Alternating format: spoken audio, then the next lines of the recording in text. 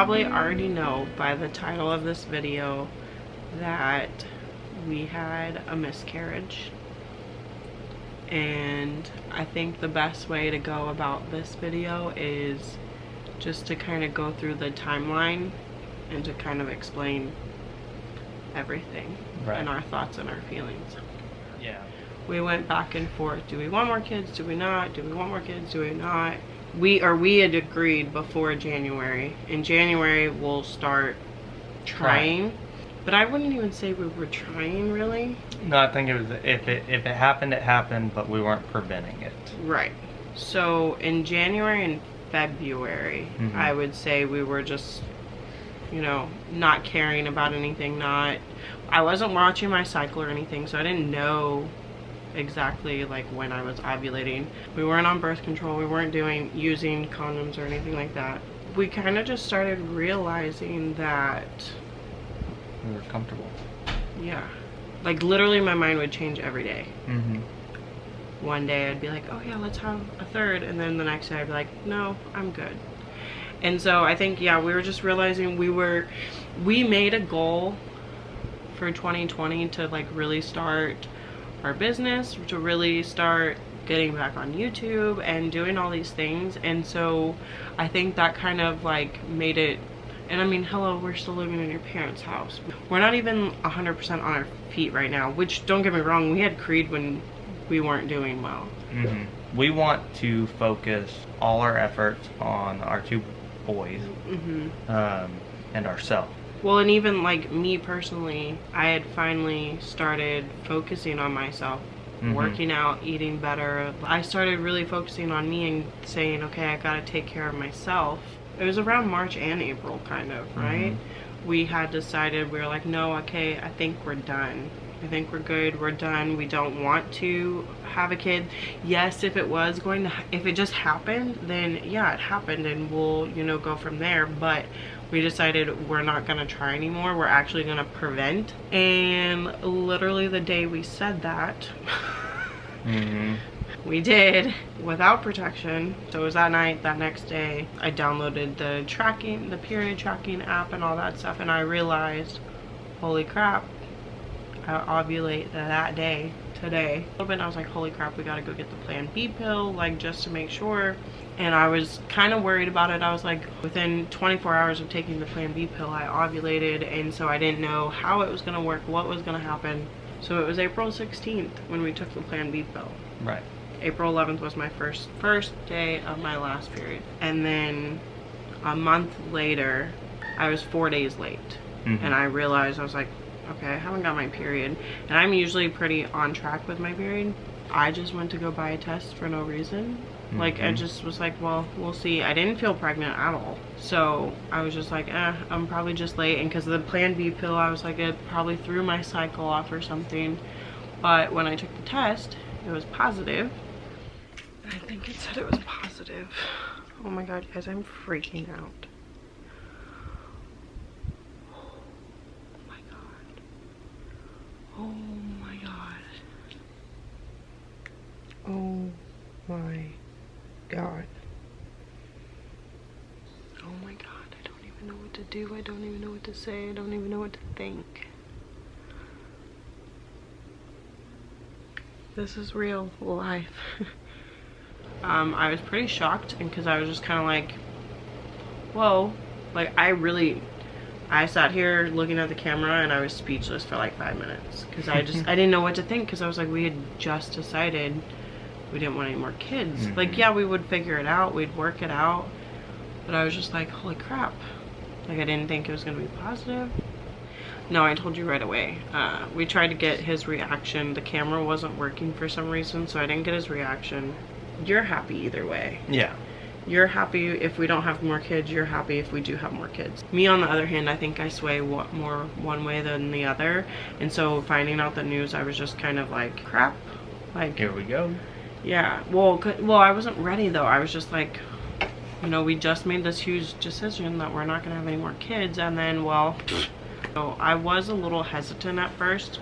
Just, I mean, who doesn't get a few doubts or a few like worries about when they find out they're pregnant? I mean, it doesn't matter how prepared you are, you still get, you know, scared sometimes, but this will be a third one, and that would be scarier than the last two. Yeah. So all these thoughts were running through my head, but we got excited about it. We talked about different things. We talked about some of those things, how we'll make it work. We got really excited about announcing. Yep. So May 17th, we went to go film everything. We were like, okay, we're gonna make this video. I really was excited. I was like, I want to make it this cinematic thing, and then at the very end, like, we'll announce that we're pregnant. So we did all that Sunday. Sunday was a great day. We went, after we left Memory Park, we went to, that's when we went to Longview Greens. You know what's weird too? I just realized Memory Park and all the cardinals. And did I tell you that I saw a ladybug? A ladybug landed on me on the way out of Memory Park when we were leaving. Yeah. I don't know. A lot of things have like come into line for me ever since that day. Okay, so we did that Sunday. Monday, May 18th, I started spotting. I started cramping a little bit, but I know all that could be normal with pregnancy. I was just like, oh, it's fine, you know, whatever. And I felt tired, so I was like, let me just take a nap. I took a nap, and when I woke up, I was bleeding a lot more, and my cramps got a lot worse. So it didn't get better or anything like that. And I called him and I told him, I was like, I think I'm having a miscarriage. He got here as fast as he could, and then your parents, or your mom, went to go pick up the boys for us, and then we left to go to the hospital. We told them what was happening, just because, I mean, they could tell, obviously, that we were concerned and something was wrong. The hardest thing about the hospital, though, is you not being able to go in. Yeah. At that point, I was like, yeah, COVID. Just, I don't know what I would do if I was a wife, husband, whatever that has, even if you had a baby at this time, like, if they would let you in or not. It just... The fact that you can't even let my husband in when we're having a miscarriage, like honestly, the whole time I wasn't even, yes, obviously I was concerned about myself and the baby, but I was more concerned about you having to sit out in the truck just waiting instead of being in there with me. And because I know how you are, how excited you get over a baby. So I just knew that it bothered me that you couldn't be there with me. So that was really hard. But at the hospital, they couldn't really tell me anything. They knew that my HCG levels were really low. They were at a 20. They even had to do an internal ultrasound, and they couldn't see anything. So they said if I was pregnant, then it wasn't there anymore. That it had already passed, because they couldn't see anything, even with the internal. And at this point, I was only 5 weeks. Like, I had just turned 5 weeks. So there's not a heartbeat. I mean, a heartbeat usually starts being developed at 5 or 6 weeks. Monday was kind of where we mourned the most. That was the hardest day. Tuesday, they told us to follow up with my actual OB. You took the day off so we could just, and I think I took a nap. Like, we didn't do anything that day. We just relaxed. We didn't, it was just kind of a, it was a gather our thoughts day. Yeah. I guess technically more morning. I mean, they did more tests at the doctor. They were gonna do an ultrasound. She even said, though, if they didn't see anything yesterday, we're not gonna see anything today. And I have a tilted uterus too, so it would have had to be an internal ultrasound again, just because of how early it is. So we decided not to do it. But when I talked to the doctor, he did say, yes, it looks like it's a miscarriage because your numbers aren't even there anymore. He said also, if your positive tests were coming up that quickly, how many, we took 2 the day of, or I took 2 before I told you. I took 2. They both said positive. That Friday was when I took the digital one, and it came out immediately. It said pregnant. Yes. So we were for sure pregnant. No, it was before the doctor's appointment. I took another test. It said pregnant, but the second line was very, very, very, very faint. So that's I kind of had known already before we even went to my OB's appointment. I was like, yeah, okay, it was a miscarriage. But he did say that it's very likely that Plan B pill that we took just made it to where, yeah, the sperm and the egg met, but it didn't implant, it didn't connect to my uterus, and that's probably where I had the HCG levels. I said I was pregnant because the sperm and the egg met, but because it didn't attach, that's why I miscarried. And because even me, I knew, I mean, hello, this would have been baby number 3, and like I didn't feel anything. The only symptom I had was sore nipples. Not even boobs, just the nipple. But really, that is the only sign that I had that I was pregnant. So, but I knew, like, my body knew something was wrong. Like, I knew, okay, yeah, I'm pregnant, but I don't feel anything. So it was hard for me to fully, like, be in the moment of that. Right. Like, I think you were more into it than I was, just because, like, I felt something that was wrong. Like I said, we did mourn. I think we also focused on the science and medical side of it just not happening, because the Plan B pill actually did its part. It did what it was supposed to by preventing it, even though it's still a miscarriage and it was still, you know, a fertilized egg. The Plan B was just doing its part. It just, I guess, didn't 100% take over. And like, we had already vowed to each other, like, we're not doing the Plan B pill anymore. Like, other than just the science and the medical side of it, I think we were just looking at, like, I know for me afterwards, it was kind of like, okay, I don't think we are meant to have a baby right now. Like, this just showed us what we had already agreed on, that we don't want a baby right now. That we might be done completely, or if it's going to happen, it's just now's not the time. The hardest part for me was still bleeding for a few, like, I bled for almost a week. I was ready to just be like, okay, it happened. We know how to move forward, and I was ready to do that, but the bleeding just kind of is a constant reminder.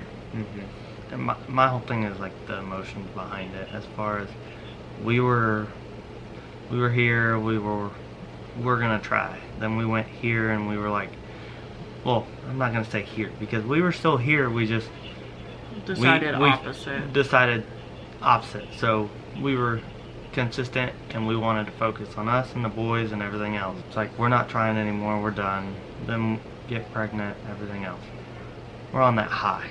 And then excited. I think what made it the worst was the day prior, because we were so into the photos and the videos and taking the boys out. I think if it would have, because and we gotta think, if you're thinking about the time and the dates, I was only pregnant for a week, like, that we knew of. We only knew about it for a week, not even.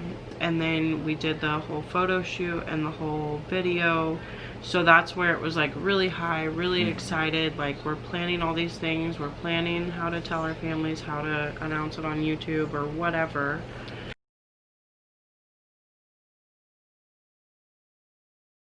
It's already a month later when we're actually making this video, because I mean, we've dealt with it, we've, you know, come to terms with it, we've talked about what we really want, we've talked about what the future is going to look like and all that kind of stuff. I don't know how long this video already is, but I really don't want it to sound like we're happy this happened. I don't want it to sound like that. I just, like I said, we've already dealt with it, we've already come to terms with it.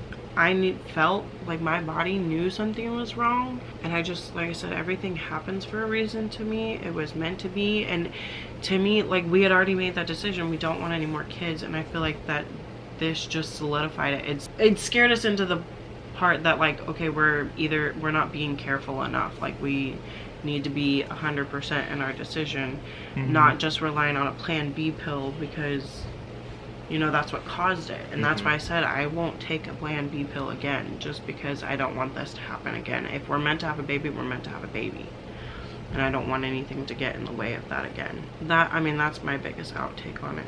It's not meant to be right now. Everything happens for a reason, and this just makes us focus on us. It makes us grateful for what we do have, appreciate ourselves and the boys. Oh, I think I definitely hugged them harder that first week.